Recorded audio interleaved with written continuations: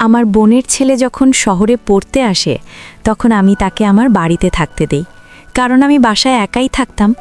আমার বর বাইরে ছিল বলে তার সাথে এই ব্যাপারে কথা বললে সে রাজি হয়ে যায়। আমার বোনের ছেলে আমার অনেক খেয়াল রাখত। বাজার থেকে কোনো কিছু আনার প্রয়োজন হলে সে এনে দিত। একদিন হঠাৎ আমি অসুস্থ হয়ে পড়ি।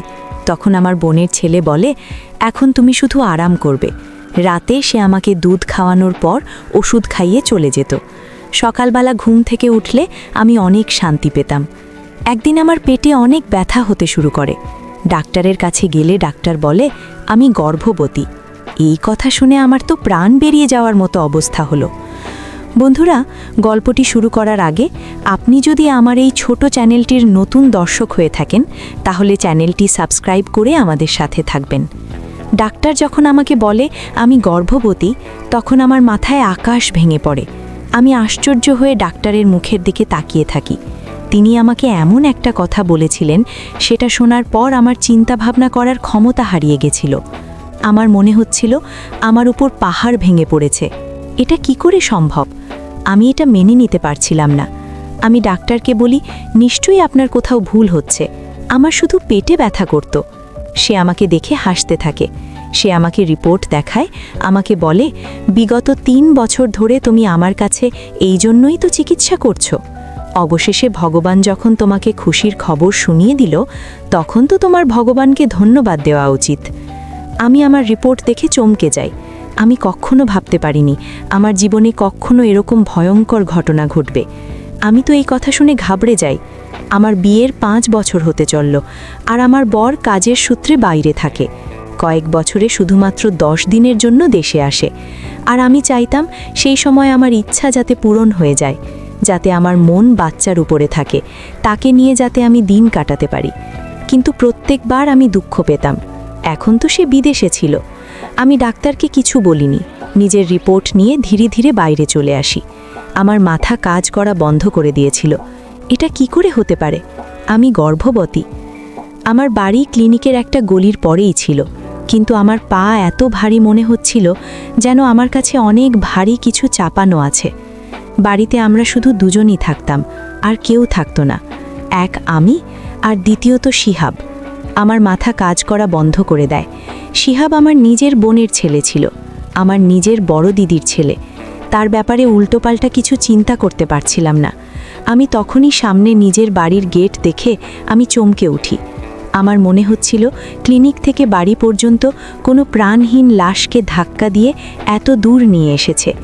আমার গলা এমনভাবে শুকিয়ে গেছিল যে আমার নিঃশ্বাস নিতে পর্যন্ত কষ্ট হচ্ছিল। আমি দরজায় বেল বাজাই। তখনই শিহাব এসে দরজা খুলে দেয়। আমি বাড়ির ভেতরে চলে যাই।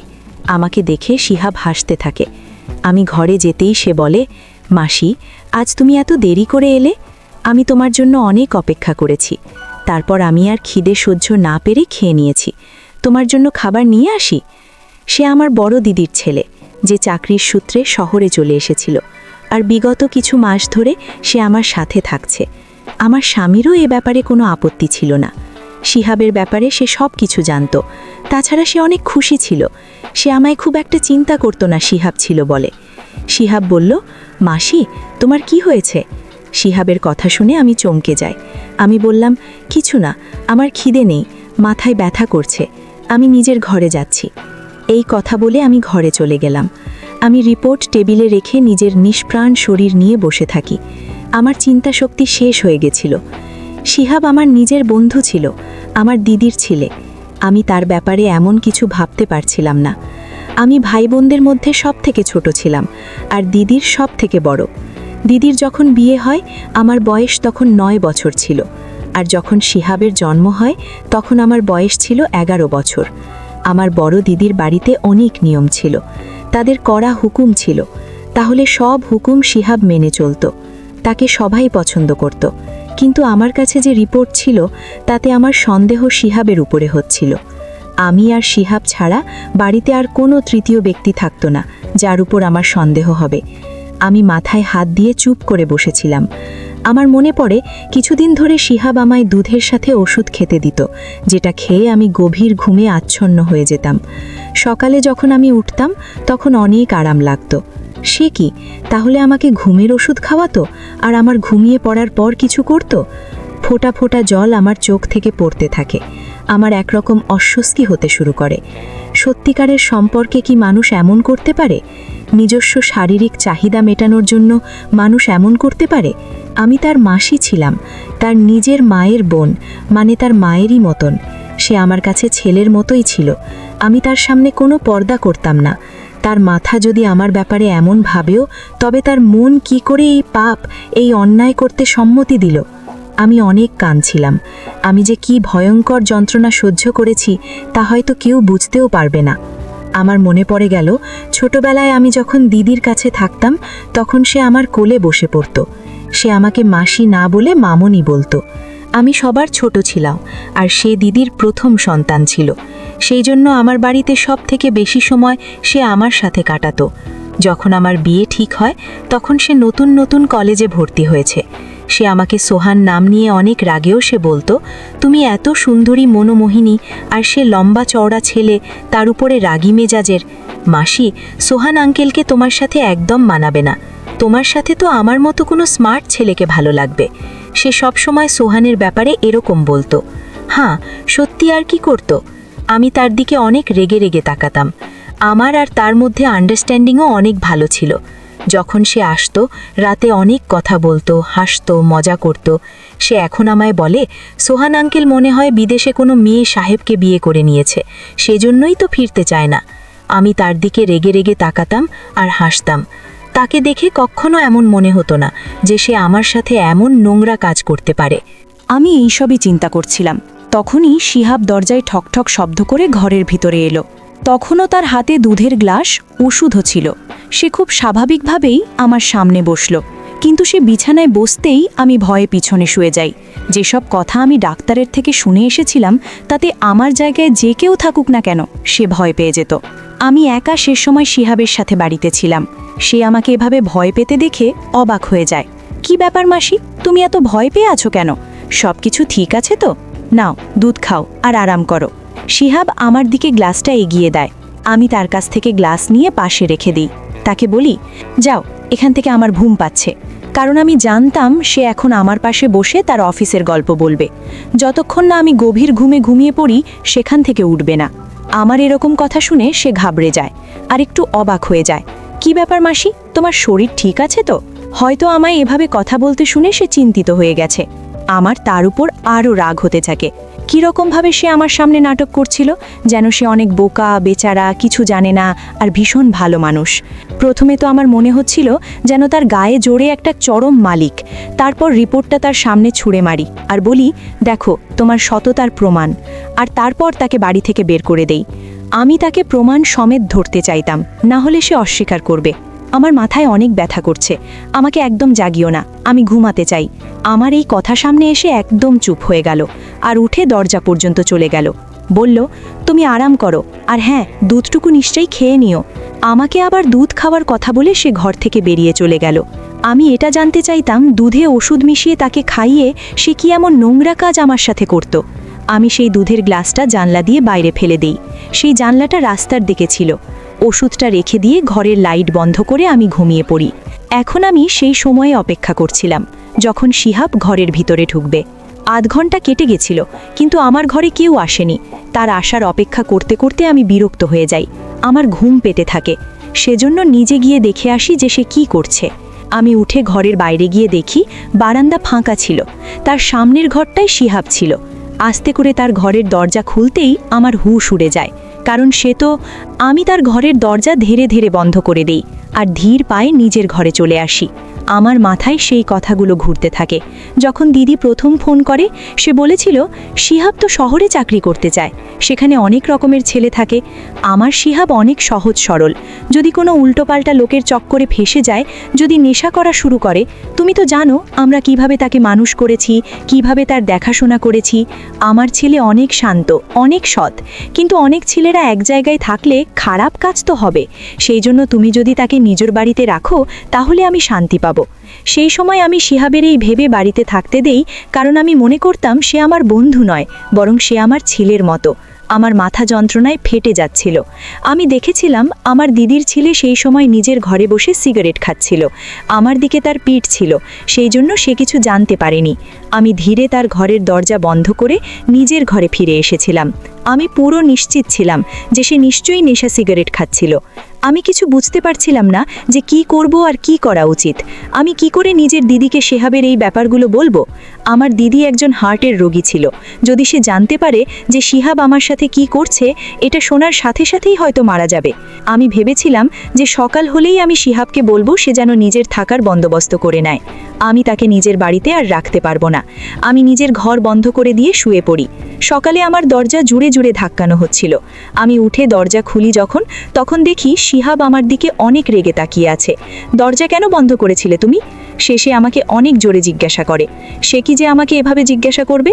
তার হয়তো সমস্যা হচ্ছিল এই জন্য যে আমি তার রাস্তা বন্ধ করে দিয়েছিলাম। সে যে অন্যায় আমার সাথে করছিল, হয়তো তার চাহিদা পূরণ না হওয়ার কারণে সেভাবে আমার সাথে কথা বলছিল। আমি তাকে জিজ্ঞাসা করি, তুমি কে হও আমাকে এরকমভাবে প্রশ্ন করার?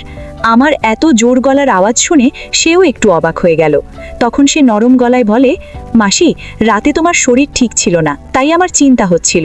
আমি কখন থেকে দরজার সামনে এসে তোমাকে ডাকছিলাম, কিন্তু যখন তুমি কোনো উত্তর দিচ্ছিলে না, তখন আমার চিন্তা হতে শুরু করে যে না জানি তুমি বেহুশ হয়ে যাওনি। সেই জন্য আমি দরজা খোলার চেষ্টা করি, কিন্তু দরজা বন্ধ ছিল। সেই জন্য আমি চিন্তিত হয়ে যাই। তুমি দয়া করে দরজা লক করো না। তার মিথ্যে নাটক আর আমার জন্য মিথ্যে চিন্তা করা দেখে আমার ভীষণ রাগ হচ্ছিল। আমি কড়াভাবে বলি, তোমাকে আমার জন্য চিন্তা করার কোনো দরকার নেই। এরপর নিজের ঘর থেকে বাইরে চলে যায়। নিজের জন্য জলখাবার বানিয়ে খেয়ে পাশেই এক বান্ধবীর বাড়িতে চলে যায়। আমার পাশের বাড়িতেও আমার বয়সী একজন মেয়ে থাকতো। সে বিবাহিত ছিল। যখনই আমার বর দেশের বাইরে যেত, তখন সে আমার খেয়াল রাখত। আমার তার বন্ধুত্ব অনেক ভালো ছিল। তার বর আমাকে নিজের বোনের মতো দেখত। যখনই সে বাজারে যেত, তখনই আমাকে জিজ্ঞাসা করত, বোন, তোমার জন্য কিছু কিনতে হবে? যদি কিছু আনতে হয় আমাকে বলো। আমি প্রায়ই তাকে বাজার থেকে জিনিস কিনতে দিতাম। যবে থেকে শিহাব আসে, তখন থেকে শিহাব এসব কাজ করত। এখন আমার প্রতিবেশী সীমার সাথেই কাজ ছিল যে আমার বর্জন করতে হবে। এই পাপ আমার জীবন থেকে শেষ করে দেওয়া ছাড়া আমার আর কোনো উপায় ছিল না। আমি এটাই বুঝতে পারছিলাম না যে আমি সীমাকে কি বলবো। না জানি সে আমার ব্যাপারে কি ভাববে, কিন্তু আমার কোনো না কোনো মহিলাকে তো দরকার ছিলই। আমাকে তো কাজটা করতেই হবে, কারণ দিদিকে যদি সত্যিটা বলি তবে সে মেনে নিতে পারবে না। যদি নিজের বরকে এসব কথা বলতাম, তাহলে তো সে আমাকে আর কখনো নিজের বউ বলে মেনে নিত না। আমার সংসার বরবাদ হয়ে যেত। আমি যে কি জায়গায় ফেসে গেছিলাম তা শুধু একমাত্র আমি ভালো করে জানতাম। আমি একজন নতুন লেডি ডাক্তারের কাছে গিয়েছিলাম আর বলেছিলাম যে যদি আমার কাজ ঠিকভাবে করে দেয় তবে তাকে আমি ভালো টাকা দেব। সেই মহিলা ডাক্তার রাজি হয়ে যায়, কিন্তু সেই রাতে আমার সাথে কিছুটা এরকম হয় যা দেখে আমি ক্ষেপে উঠি। আমি রাতে ফিরে শিহাবকে বলি যে আমি তোমাকে আর নিজের বাড়িতে রাখতে চাই না। সেই জন্য সে যেন 1 সপ্তাহের মধ্যে নিজের থাকার বন্দোবস্ত করে নেয়। আমার কথা শুনে সে অবাক হয়ে যায়। মাসি, তুমি এসব কি বলছো? আমি তোমাকে ছেড়ে কোথায় যাব? আমার কোনো ব্যাপার না, আমি কোথাও একটা থেকে যাব, কিন্তু মাসি, তুমি একা কি করে থাকবে? শিহাবের কথা শুনে আমার রাগ হতে শুরু করে। আমি বলি, তুমি আসার আগে আমি একাই থাকতাম। যত তাড়াতাড়ি সম্ভব নিজের জন্য থাকার জায়গা খুঁজে নাও। সে কোনো উত্তর দেয় না, কিন্তু তাকে দেখে চিন্তিত মনে হচ্ছিল। আমি নিজের ঘরে এসে শুয়ে পড়ি। এখন আমি নিজের ঘরের দরজা লক করে রাখতাম। কিছুক্ষণের মধ্যেই আমি ঘুমিয়ে পড়ি। তারপর আমার আর কিছু মনে ছিল না। রাতে যখন চোখ খোলে তখন মনে হচ্ছিল যে আমার পাশে কেউ শুয়ে আছে, কিন্তু আমার ঘরে অনেক অন্ধকার ছিল। এতটাই অন্ধকার ছিল যে আমি সেই মানুষটাকে দেখতে পাচ্ছিলাম না। শুধু এটা মনে হচ্ছিল যে আমার পাশে কেউ শুয়ে আছে। আমি অনেক ভয় পেয়ে গেছিলাম। আমি তাড়াহুড়ো করে কিছু বুঝতে না পেরে চিৎকার করতে থাকি। কিছুক্ষণের মধ্যেই আমার পাশে শুয়ে থাকা মানুষটা উঠে বসে। আমার বিছানা থেকে উঠে যাওয়ার আগেই সেই মানুষ নিজের হাত দিয়ে আমার মুখ চেপে ধরে। এখন তো আমি অনেক চমকে গিয়েছিলাম। আমি নিজেকে বাঁচানোর কোনো কথা চিন্তা করার আগে সে মানুষটা বিছানার পাশে থাকা ল্যাম্প অন করে দেয়। তাকে দেখে তো আমার হুঁশ হারিয়ে যায়। আমার সামনে আমার বর ছিল। কখন বাড়ি আসে সে আমাকে কিছু না জানিয়ে হঠাৎ চলে এসেছিল। সে হাসতে থাকে, বলে, তোমাকে সারপ্রাইজ দেওয়ার ছিল। যখন আমি বাড়ি ফিরি তখন শিহাব দরজা খোলে। সে জানতো আমি এখানে আছি। যখন আমি ঘরে আসি তখন ঘর লক ছিল। তুমি জানো, জানলা দিয়ে আমাকে ভিতরে আসতে হয়েছে। তুমি তো অদ্ভুত। এখানে কি এমন অচেনা ব্যক্তি আছে যে তুমি দরজা লক করেছো? তার কথাই আমি উত্তর দিতাম। সেই সময় আমি মন থেকে অনেক ভেঙে পড়েছিলাম। সেই জন্য সুহানের গলা জড়িয়ে আমি অনেক কাঁদতে থাকি। সে ভেবেছিল যে সেই ছিল না বলে আমি উদাস ছিলাম, সেজন্য এভাবে হঠাৎ তাকে সামনে দেখে কেঁদে দিয়েছি। সত্যিটা অন্য কিছু ছিল। আমি জানতাম আমার উপর দিয়ে কী ঝড় বয়ে যাচ্ছে। সে আমাকে সান্ত্বনা দিতে থাকে। সকালে যখন আমি উঠি তখনও সোহান ঘুমাচ্ছিল। আমি অনেক চিন্তিত ছিলাম। আজ আমাকে ডাক্তারের কাছে অ্যাবর্শন করতে যেতে হবে, কিন্তু সোহানের উপস্থিতিতে এটা সম্ভব নয়। আমি এটা ভেবে চিন্তিত ছিলাম যে সোহানের কাছে কি অজুহাত দেবে, কি করে এই কথাটা লুকাবো। আমি চিন্তিত হয়ে বাইরে বসেছিলাম। তখনই শিহাব রান্নাঘর থেকে বের হয়। সে নিজেরও সকলের জলখাবার বানিয়ে টেবিলে রাখছিল। আমাকে দেখে হাসতে থাকে আর আমাকে জিজ্ঞাসা করে, মাসি, মেশোকে এভাবে হঠাৎ দেখার সারপ্রাইজ পেয়ে কেমন লাগছে? আমার তাকে দেখে ঘৃণা হয় আর তাকে জিজ্ঞাসা করি, তুমি এত নাটকীয় ব্যক্তি কেন? এত ভালো মানুষের অভিনয় কিভাবে করো তুমি? লজ্জা লাগে না তোমার? একদিকে মাসি বলে ডাকো আর অন্যদিকে। আমি এসব দেখে দেখে বিরক্ত হয়ে গেছিলাম। সেই জন্য কোনো কিছু ভাবনা চিন্তা না করেই মুখে যা এসেছিল আমি বলে দিয়েছিলাম। সে এতটাই মিল ছিল, সে তখন আমাকে অবাক হয়ে দেখছিল। আমাকে বলে, মাসি, কি বলছো তুমি? আমি তোমার কথা কিছু বুঝতে পারছি না। আমি এমন কি করেছি যার জন্য তুমি আমার সাথে এভাবে কথা বলছো? শিহাবের কথায় আমি তার দিকে অবাক হয়ে দেখি আর নিজের ঘরে চলে যাই। সোহান তখন ঘুমাচ্ছিল। আলমারি থেকে নিজের রিপোর্ট বের করি আর ঘরের বাইরে চলে আসি। শিহাব টেবিলের পাশে দাঁড়িয়েছিল। আমি সেই রিপোর্ট তার মুখের ওপর ছুঁড়ে মারি আর তার মুখের সাথে ধাক্কা লেগে মাটিতে পড়ে যায়। বলি, এটা পড়ো আর নিজের নোংরা মুখ নিয়ে সোহান ওঠার আগে আমার বাড়ি থেকে বিদায় হয়ে যাও। আমি ওকে রেগে রেগে এই কথাগুলো বলি, কারণ আমি চাইতাম না কোনোভাবে সোহান এই কথা জানতে পারুক। শিহাব রিপোর্টটা মাটি থেকে তুলে খুলে যখনই সে সেই রিপোর্ট পড়ে তখন তার মুখের রং ফিকে হয়ে যায়, তার হুঁশ উড়ে যায়। তার কিছু বলার আগে সোহান বারান্দায় আসছিল। জানি না কিভাবে, কিন্তু সে সোজা শিহাবের কাছে আসছিল। রিপোর্ট তার হাত থেকে নিয়ে পড়তে শুরু করে। সেটা দেখে তো আমার প্রাণ বেরিয়ে যাওয়ার মতো অবস্থা হয়। আমার সংসার নষ্ট হয়ে যাবে। সোহান তো আমাকে তালাক দিয়ে দেবে। আমার খুব বাজেভাবে মাথা ঘুরে যায় আর আমি পড়ে যাই। যখন আমার হুঁশ আসে তখন দেখি আমি হাসপাতালে আসছি।